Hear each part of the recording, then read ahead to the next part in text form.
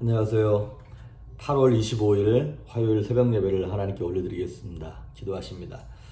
예수님 감사합니다. 오늘도 새날을 허락하신 주님, 예수님이 나의 주, 나의 하나님 되셔서 내 인생을 주관하시며 이 모든 혼탁한 세상의 역사까지도 하나님의 주권 안에 있음을 믿고 오늘도 주를 의지하며 살아갈 수 있도록, 그래도 눈에 보이는 것들로 인하여 두려워하며 걱정하며 좌절하고 낙심할 것이 아니라 보이지 않는 하나님을 믿음으로 따라갈 수 있도록 은총과 은혜를 베풀어 주시옵소서.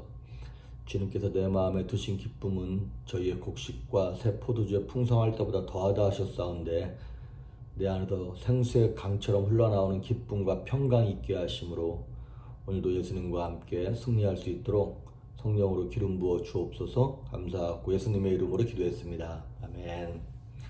우리의 찬송가 179장, 새 찬송가 185장, 이 기쁜 소식을 온 세상 전하세. 우리 찬양하십니다.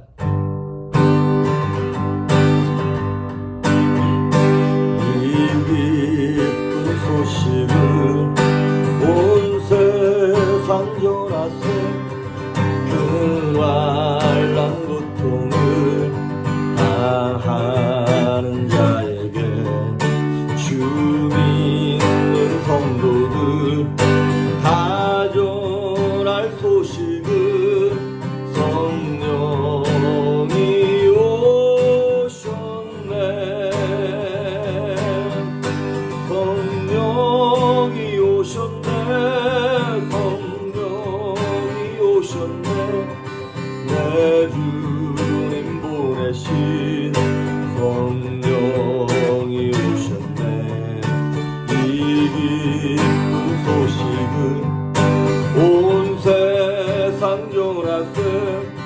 성령이 오셨네. 만왕의 왕께서 저 사로잡힌 자 다 구원하시고 잠자유 주셨네. 승리의 노래가 온 성에 들리니 성령이 오셨네. 성령이 오셨네. 성령이 오셨네. 내 주님 보내신 성령이 오셨네. 이 기쁜 소식을 온 세상 전하세. 성령이 오셨네. 한없는 사랑과 그 크신 은혜를 의심하면서 안 믿는 자에게 내 작은 입으로 곧 증거하리니 성령이 오셨네. 성령이 오셨네. 성령이 오셨네. 내 주님 보내신 성령이 오셨네.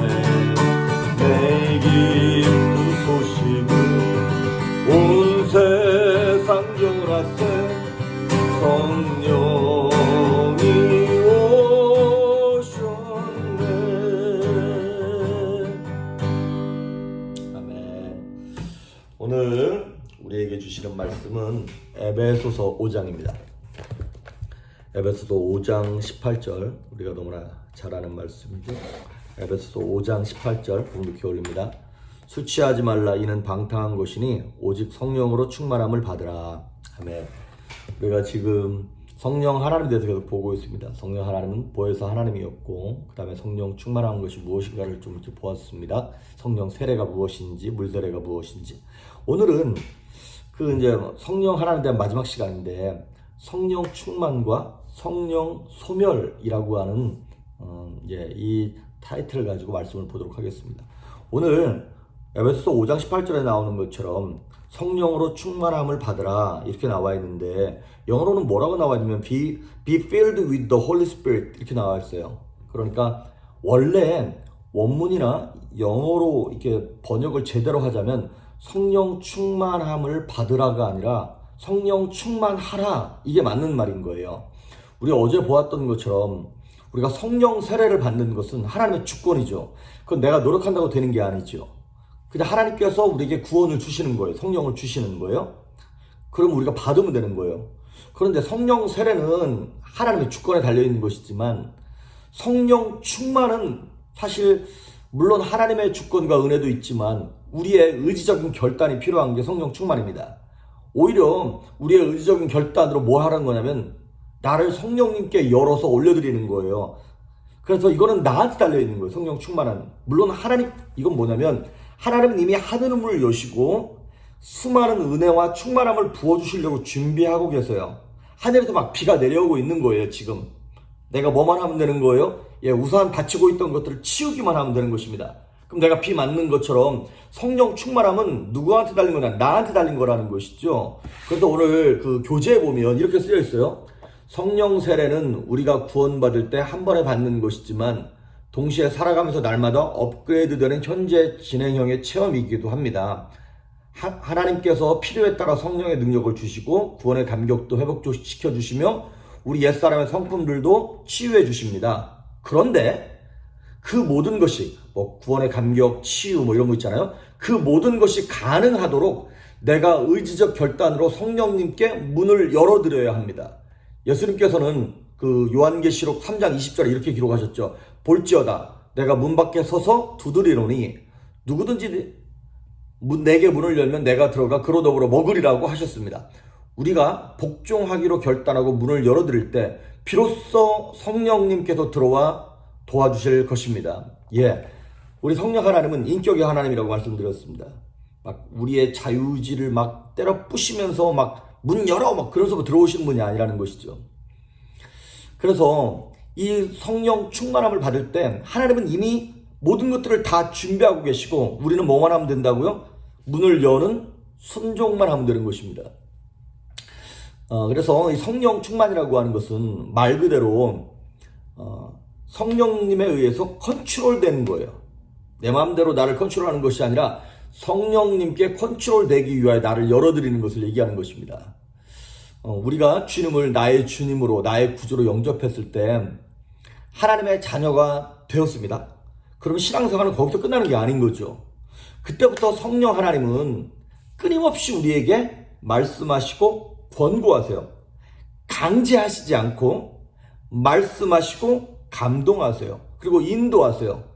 그 하나님이 말씀하시고 인도하시고 감동하실 때 우리는 뭐만 하면 된다? 예스, 아멘. 그리고 순종하는 것이다 이 말이죠. 그래서 성령 충만이라고 하는 것의 다른 이름은 뭐냐면 순종이에요. 말씀에 대한 순종이 바로 성령 충만한 것이다 이 말이죠. 하나님의 자녀들, 저와 여러분들 성도들은 우리 안에는 이미 유연하고 부드러운 새 마음을 갖고 있습니다.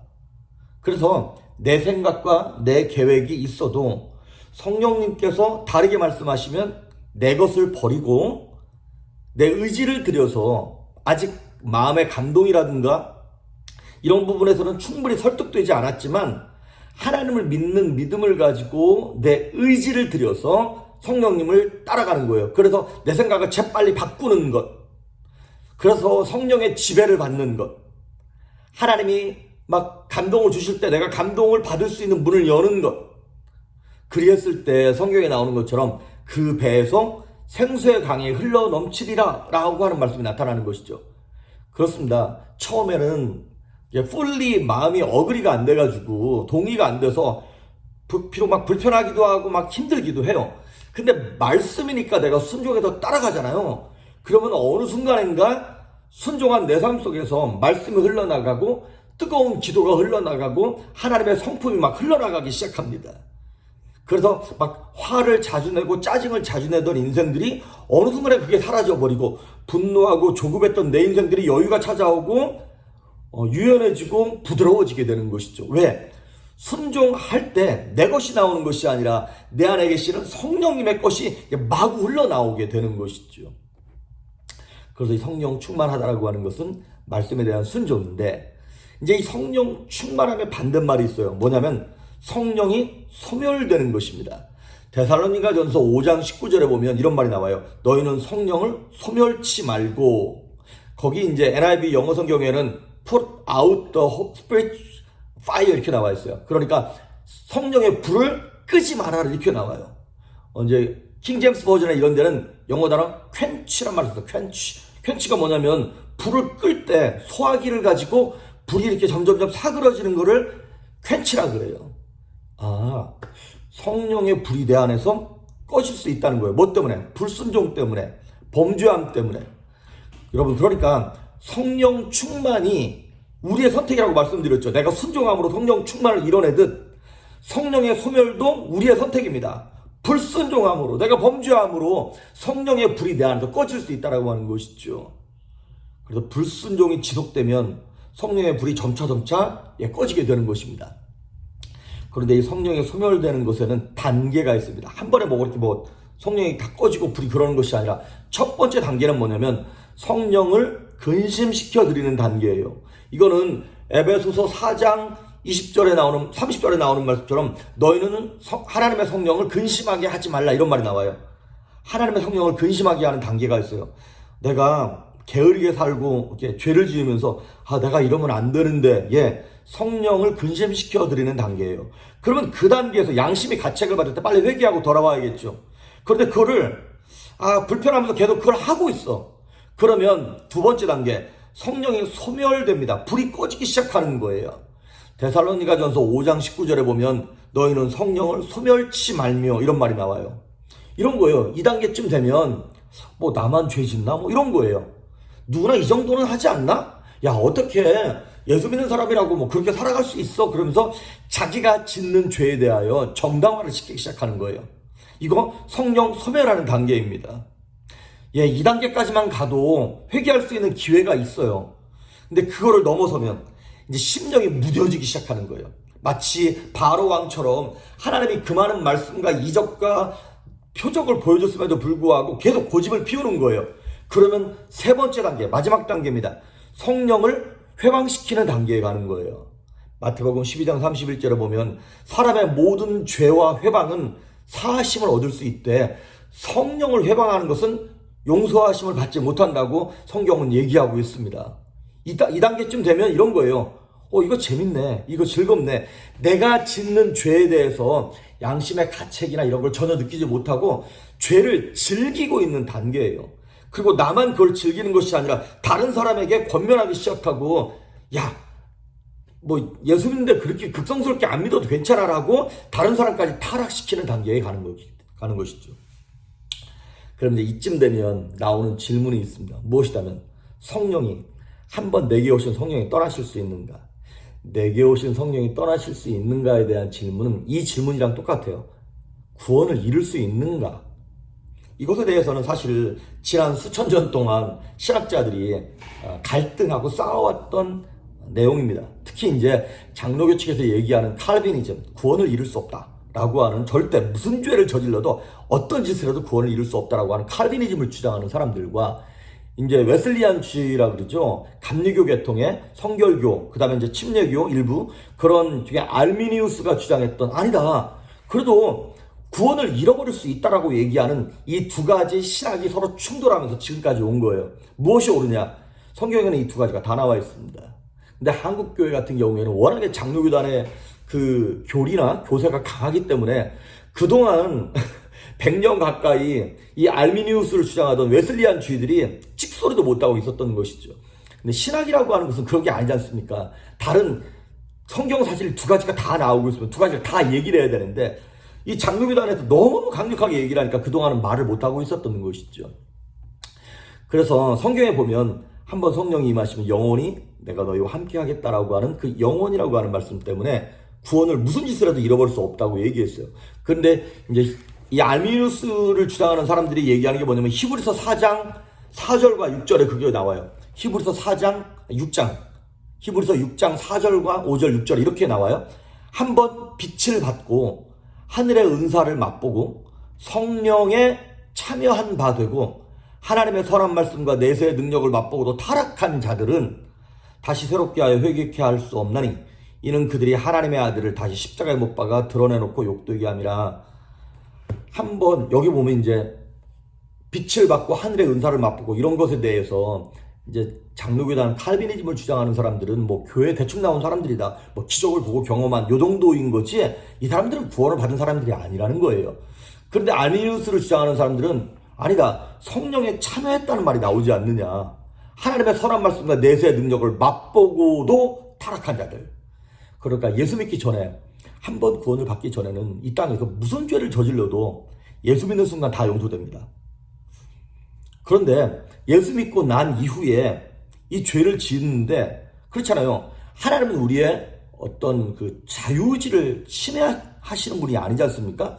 근데 자신의 의지를 가지고 그런 것들을 가지고 죄를 반복적으로 지면서 그거에 대해서 전혀 죄책감을 못 누리고 성령을 소멸시키고 회방했을 때 그런 사람들은 예수 이름을 또다시 두 번째 십자가에 못 박는 행위가 되는 것이다.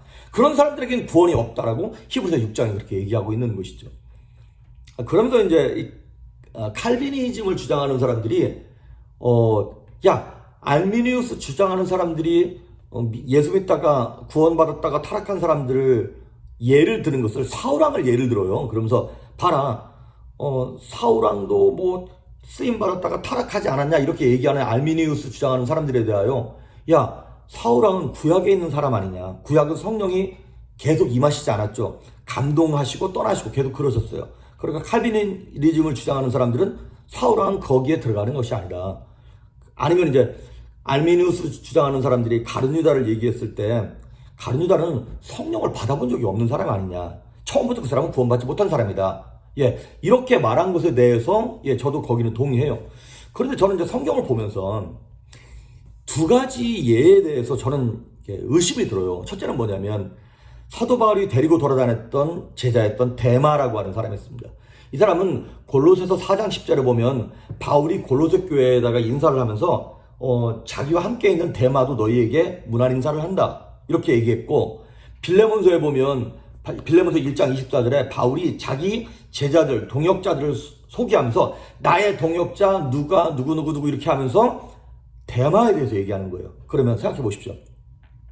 사도 바울이 전도 여행을 할 때, 데리고 돌아다닐 때 성령을 안 받았거나 성령 경험을 하지 못했거나 구원받지 못한 사람을 절대로 제자로 데리고 돌아다닐 수가 없다는 것이죠. 저는 제 생각에는.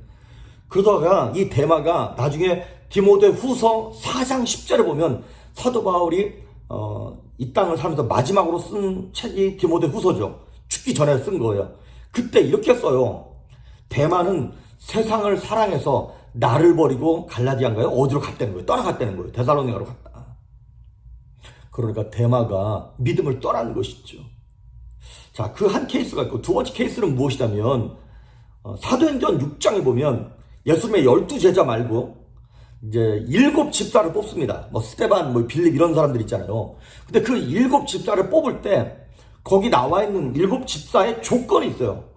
사도행전 6장 3절에 이렇게 나와 있습니다. 성령과 지혜가 충만하고 칭찬받는 사람 7명 택하라. 성령과 지혜가 충만한 사람.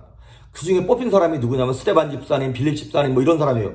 그리고 마지막에 뽑힌 사람이 누구냐? 니골라 집사예요. 니골라. 그리고 사도행전 6장 5절에도 보면 믿음과 성령에 충만한 7 집사 이름이 쭉 나와요. 거기에도 니골라가 나와요. 그런데 요한계시록 2장 6절에 보면 에베소 교회를 책망하면서 이렇게 나와요. 니골라 당을 만들었다는 말이 나와요. 구원에서 떨어져 나간 것이죠. 저는 이걸 보면서 이런 것 같아요. 칼비니즘, 구원을 절대 잃어버릴 수 없다라고 얘기하는 칼비니즘은 하나님의 관점에서 봤을 때, 여러분, 하나님의 구원 계획과 하나님의 역사하심과 하나님의 플랜이 흠이 있습니까? 없죠. 그러니까 하나님의 입장에서 봤을 때는 완벽한 거예요. 구원을 잃어버릴 수 없는 거예요. 하지만 이 알미니안주의, 구원을 잃을 수 있다, 약간 자유의지에 좀 더 초점을 두고 있는 이건 뭐냐면, 인간이 구원을 잃어버릴 수 있다 이 주장을 한다기보다도 이 구원받은 것이 값싼 은혜가 아니기 때문에 우리가 이 땅에서 정말 끝까지 조심하면서 우리의 삶을 조심해서 살아가자라고 얘기하는 것이 바로 이 알미니우스가 주장하는 그런 입장이라고 하는 것이죠. 그래서 칼비니즘을 주장하는 사람들은 율법을 너무 경시하는 거예요. 이거 다 필요 없어. 무조건 구원으로, 하나님의 은혜로 구원받는 거야. 인간의 행위보다 하나님의 구원 계획이 이게 더 필요한 거야. 이렇게 주장하는 사람들인 거고, 극단적으로 보면 알미니우스를 주장하는 사람들은 뭐냐면 너무 율법주의로 갈 수 있겠죠. 내가 잘해야 돼. 내가 뭐 구원을 잃어버리지 않게도 뭘 해야 돼. 이렇게 말할 수 있다는 것이죠. 그럼 성경은 뭘 얘기하고 있냐? 두 가지를 다 얘기하고 있는 것입니다. 우리는 구원을 잃어버릴 수 없어요. 하나님 입장에서 하나님의 구원은 완벽합니다. 하지만 이 땅을 살아가는 동안 사도 바울이 얘기했던 것처럼 나는 날마다 죽노라, 내가 구원을 이뤄간다라고 얘기하는 것처럼 하나님의 은혜가 값싼 은혜가 되지 않도록 정말 겸손하게 끝까지 엎드려서 살아가야 한다라고 하는 것입니다. 그래서 우리가 구원을 잃어버릴 수 있다, 이거를 걱정하며 살기보다 영원히 함께 하시는 하나님을 붙잡고 행여나 내 행동과 태도로 말미암아 주님의 영광이 가려지지 않기 위하여서 이 땅에서 최선을 다하여 성령 충만함을 사모하며 살아가는 것이 필요한 것이죠. 그래서 우리 삶 속에서 성령 충만함을 잃어버려서 성령을 근심시켜드리거나 성령을 소멸하거나 결국에 성령을 회방하는 그러한 완악한 자리에 이르지 않도록 저와 여러분이 오늘도 하나님의 말씀에 아멘 순종하면서 성령 충만함으로 살아갈 수 있기를 주의 이름으로 축복합니다. 기도하십니다. 예수님 감사합니다.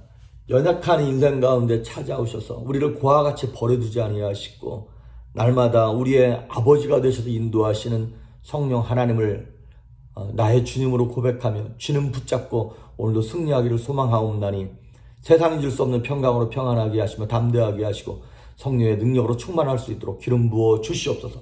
감사드리옵고 예수님의 이름으로 기도했습니다. 아멘.